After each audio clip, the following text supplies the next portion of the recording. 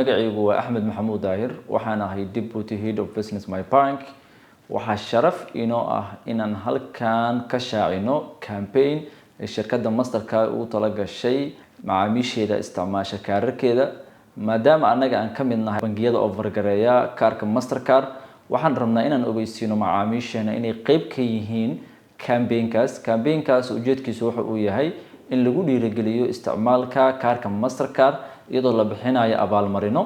campaignka waxa uu socon doonaa ilaa laga gaarayo 31 October 2026 waxaa la abaalmarin doonaa 171 guuleyste oo loo kala saari doono ilaa 4 groupka ugu horeeya hadii aad ka mid noqoto waxaad abaalmarin ahaan u heli doontaa safar dalxiis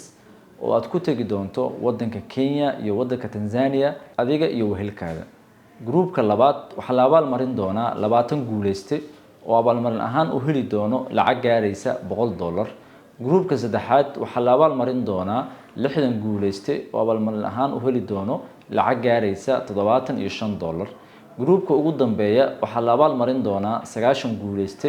oo abaalmarin ahaan u heli doono lacag gaaraysa $50